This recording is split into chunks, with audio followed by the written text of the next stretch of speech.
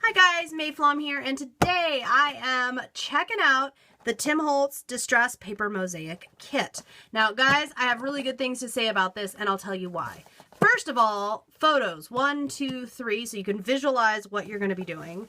Second of all, you can use any paper, any surface that you're wanting to use that will take, obviously that'll take this kind of technique. Any paper that you want for your little mosaic pieces, any shape, you name it, you get to play. So love that. And I also love that each step of the way, check this out. Thank you, Tim and Ranger. 1, 2, 3. So I don't even have to remember it. When I recycle this box and this box is long gone, 1, 2, 3. Guess what? I'll never forget, because not just because it's simple, but because it's right there on there. And it's also on here. It says step 1 and tells you exactly what to do. Step 2 tells you exactly what to do. So you don't even have to write down directions. You're going to be able to do projects just like I'm going to do right now, simply by reading the directions. So the big direction here on all of them, do not use heat tool to dry.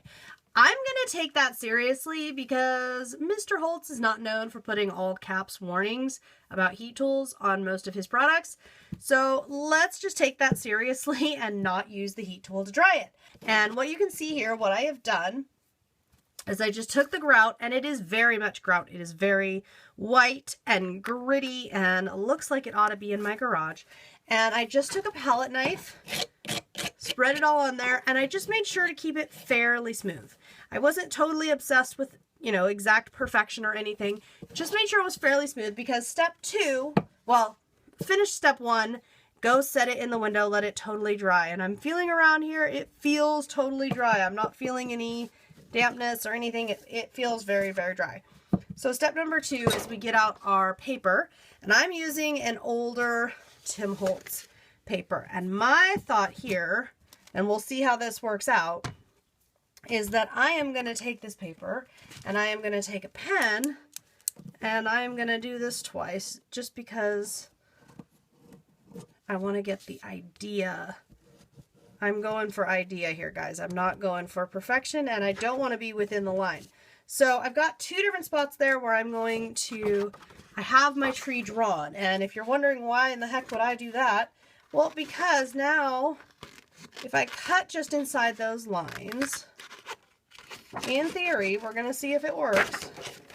In theory, if I cut just inside those lines, or maybe a little more inside than I think I should, and I'm also going to cut the top off of that guy, I'm going to be getting pieces that will fit within my mosaic. Now, if I want to leave a little space for my, let's see, if I want to leave space for so that the grout shows, I would trim off just a little bit. My thought is I'm going to continue on here, and I'm just going to cut little bits of paper and lay them down how I like them, and I'll glue them all down. And then once I like all these ones and they fit that area, I'll move them off. Okay, and I'm moving on to this side. So I'm gonna see if I can go about doing a similar thing here. And what I like about this, because I'm using the teeny tiny papers that he so often has in his paper packs, look, I can just do this, whatever, you use whatever size, whatever shape you want, guys. You do not have to use any particular size or shape. And I'm cutting a little extra off because I know that if I keep adding spaces, that's some math that I got to do there, which you know how I feel about that. But I got to do a little math here to make sure that these will fit in properly. What I'm going to show you right now, so that you don't have to watch this entire process, I've got a little paintbrush. Time to open up number 2. And it says, use a paintbrush, put it on the back of the paper tile. All the paper tiles. So I'm starting at this corner and put it on the back. I'm not going to worry about if it gets on the front. Okay. So I'm going to put it on the back and glue it down and repeat. I'm also, at this point at least, I am going to put my faith in Mr. Holtz and not worry about if a corner is peeking at me or not wanting to stay all the way down. These papers aren't staying down, they keep trying to lift up. now that I have all the pieces down, and I'm going to tell you right now, it's not perfect. There's spots that are not perfect, but I have a theory that perfection is not going to matter here. And obviously this is my first project with this, so I don't actually know. And I also want to tell you, I haven't actually watched any of Tim's videos of him demoing the how-to on this exactly. I mean, I've seen what it is, but I've not seen any of the how-to videos. So I'm going off completely off the packaging, which was my goal, because that way I can really tell you guys, if you just go off the packaging, how hopefully good it works. Okay, I had a little bit of a dried adhesive thing going there. So it says specifically a thin layer. So what I am doing, I put a little bit of a thicker layer because it says all of it. So I really want to get any of the grout and all of that. So I put a little more than I needed, and now I'm just skimming off what I don't need. And I'm not sure if this glue has any special properties. If there's interest, I can do a video and an exploration of if other glues work on top of the grout or not. Although I gotta tell you, I think the grout is gonna be the thing that runs out first in this kit. So once again, no heat tool. And the hardest part, we have to let this layer completely dry. I'm not going to worry about, you know, I keep going in here and like if I see a thicker spot, brush it off. Guys, it's actually not going to matter because our next step is going to be the glazing. We're checking in the next morning, and what I want to show you here is you can see the shine. So late last night, I went ahead and added the glaze to a couple of the tiles, just so you could see the difference of it dried versus not. So when this is fully dried, that glue really does harden and lock in all of the paper really, really nicely. And as you can see, once the glaze is dried, it really does add a beautiful, beautiful shine. Now, this is my very first one. There's a few things I'm thinking I'd do it a little differently. I think I'd leave a little more gap. I was worried that I left too much gap, or that the gaps that I wanted more or less gaps. I wasn't really sure. And now that I can see how it looks finished, I think I would do more gaps. Also, when the grout is dry, but before you start with the glue and all that, you can color the grout. I think I will try that next time as well. But as far as a first project goes, I'm happy with how this is coming along. And I like to just kind of fill the very center. And you don't have to worry about the paper warping because you've got that glue sealing everything in, so you're not really touching the paper, you're touching that layer of sealant.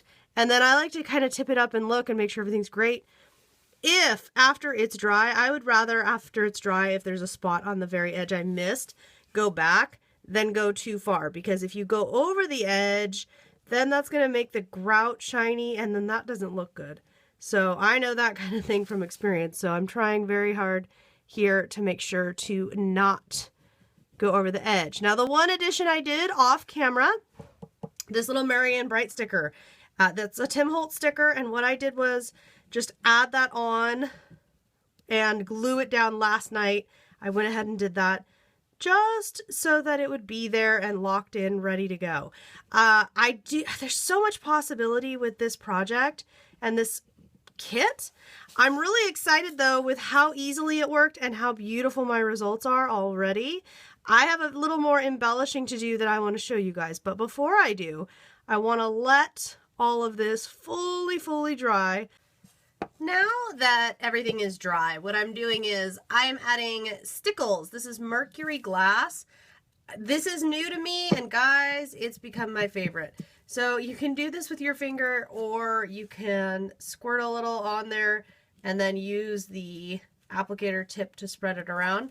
Either way works, but I'm doing this along the wood edge.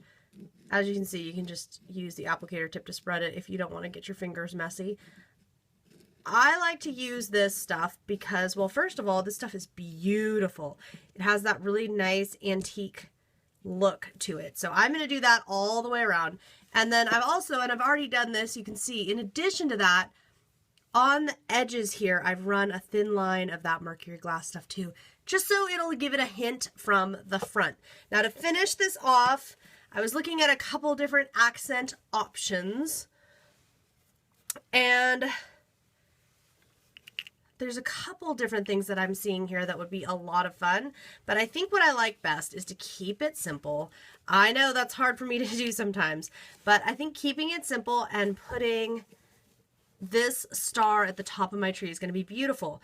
But I don't really like the color of the star. I don't want it to just be plain. So we're going to pull out the alcohol inks. I think red is the way I want to go. If it turns out that I don't like the red, it's not a problem. All I have to do for that is just save it, because guys, I'll definitely want a red star at some point. I can either save it or use it on another project, or if it works, then great. I could also, if it was your only one, you could use some blender solution to like dilute it, make the color go away. Okay, so here we are, just like that. You saw what I did, right? Just dropped some red alcohol ink on there. Now, if it's not perfect, or if you've got some spots that need covering, you can, I like to just let it dry for a minute, because it takes a minute, you know? Let it dry and see if you get all the spots that you want. If you want, you can add a little more, or if you're looking at it and going, okay, you could even, like, I have two different, this is Poppy Field. The first color was Red Pepper, this is Poppy Field.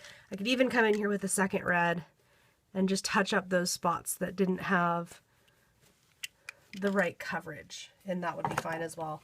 I do want to let that set for a minute. You don't need, again, this is definitely a non-heat tool project. I can let that set, and then once it's dry, all I'm going to do is take a little glue. In fact, not the grout, hello, the paper mosaic glue should work just great. To glue it on the top, my project is done. And you guys, I'm really happy with how this first project turned out, and I'm really excited about the possibilities. You'll definitely be seeing more from me using the Distress Paper Mosaic kit.